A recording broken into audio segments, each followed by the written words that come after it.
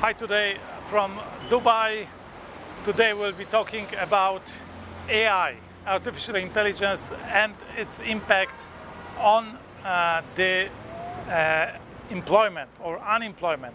Why artificial intelligence will not lead to massive unemployment. See you after a short break.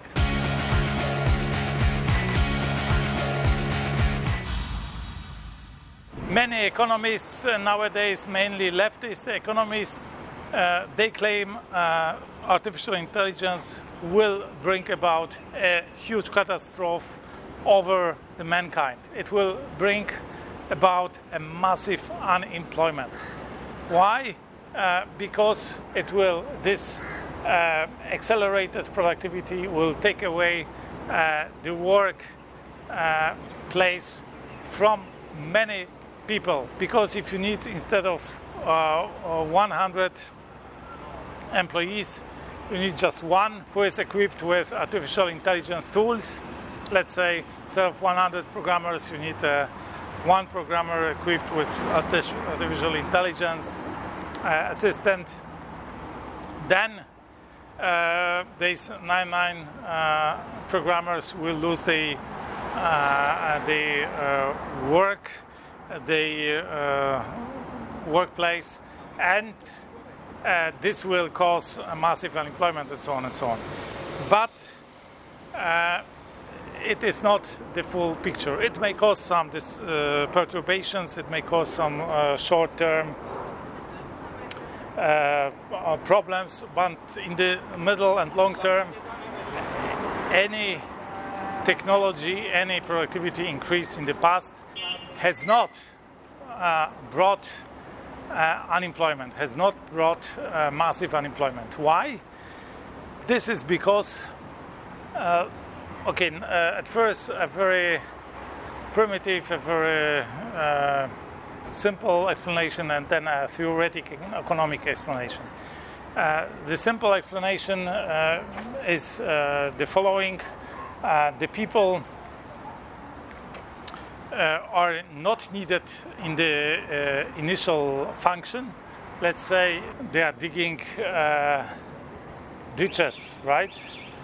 100 people are digging a moat or something, right? And then the technology comes up, and you just need one person with an excavator for that to do the work of these 100 people. So the primitive claim would be the 99 people, they lose their workplace. But you could argue, okay, but these 99 people, they will find work in another place, because this technology enables, some other industries. Let's say you need to somehow manufacture this machine, and to manufacture this machine you need to mine the resources and so on and so on. For all of that you need people, so these people will find a place, work, employment in another industry, and so on and so on. But this is a very simple explanation. But the theoretic, the economic explanation is actually comparative advantage. In contrast to absolute advantage. You could say, let's say nations between each other, they trade because they specialize, and one nation is the best, the most productive in producing one product, and the other nation, the other country is most productive in the world in producing the product B. So product A, product B. And that's why they trade, because they then you could buy the product A, the cheapest in the world, in the country A, and the product B, the cheapest in the country B. Okay, this was the theory of Smith, roughly 18th century, but in 19th century, a guy called Ricardo made another discovery. Actually, he made the discovery of comparative advantage. And this means even if the country A is more productive in every industry, everything can be produced more cheaply, in the sense of more cheaply in the sense of price, or let's say output, the number of units of a given good by unit of labor, right? Let's say country A can produce 100 units of product A and 90 units of product B. The country B can produce, I don't know, 30 units of product A and 50 units of product B, right? So country B is less productive in every product. But then you realize it is actually better output if the country A, even then, if the country A focuses on producing product A and the country B focuses on producing product B. So total output in the world is 150, 100 of product A and 50 of product B. If the country A splits anywhere between A and B, and country B also splits, doesn't specialize, every other combination is less in total product in the world, which leads to the conclusion that it is much better for country A to focus on A and trade it for some units of B. And for the country B, if you compute it, you will find out it is much cheaper for them instead of producing themselves. Even then, if the country A is more productive in every aspect, in every good. And this is called a comparative advantage. And the simple explanation is the following, or because this sounds counterintuitive, but this is pretty much intuitive and it can be formulated as the cost is actually your alternative cost. Meaning producing one product with a unit of labor has an opportunity cost of not producing another product with the same unit of labor. You can put one unit of labor in producing a product A or product B. If you produce product A, you don't produce product B.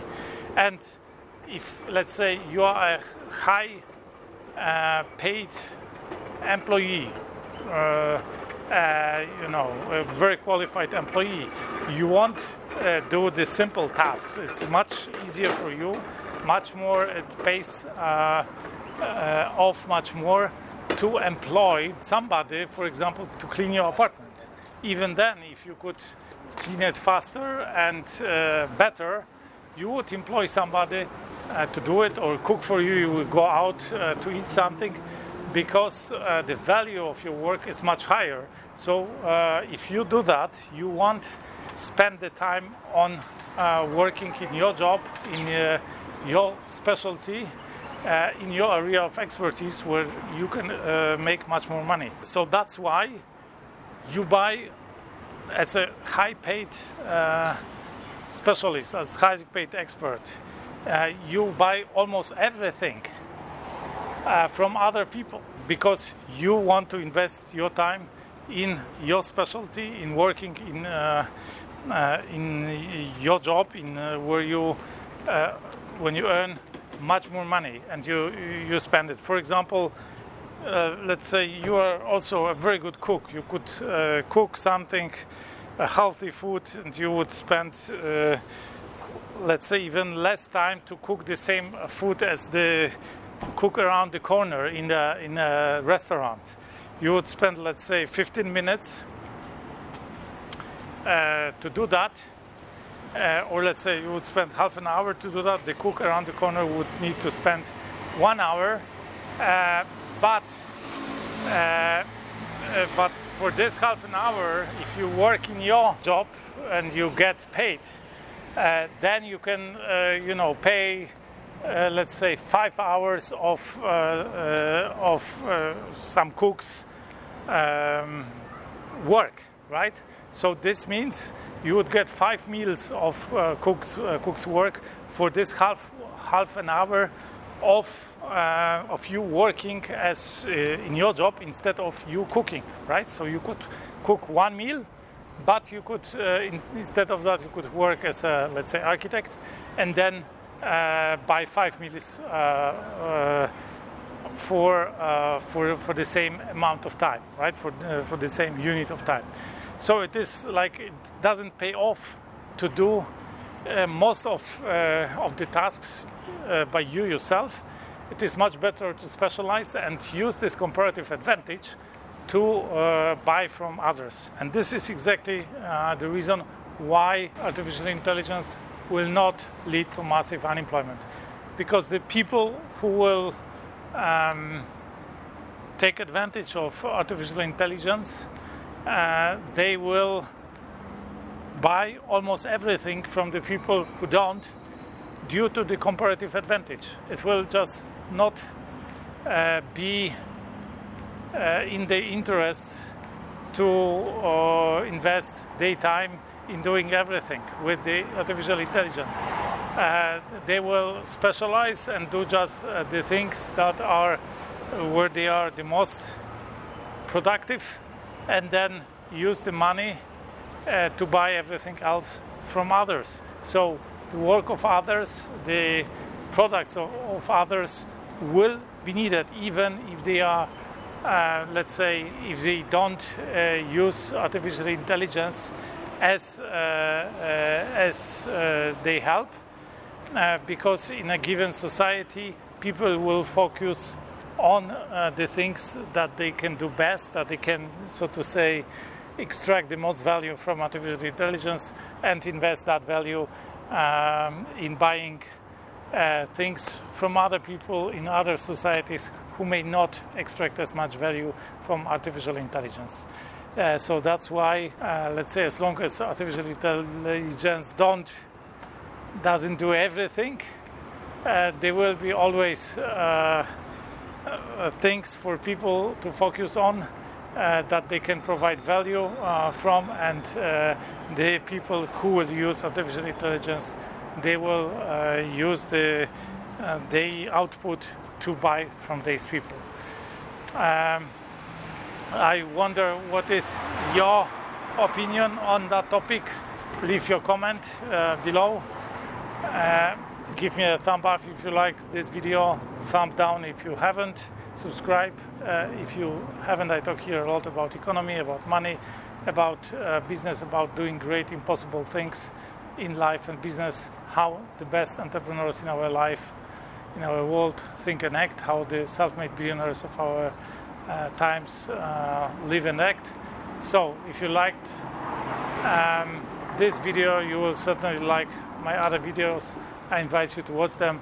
That's it for today from Dubai. Wish you a fantastic day. Let's do something extraordinary today.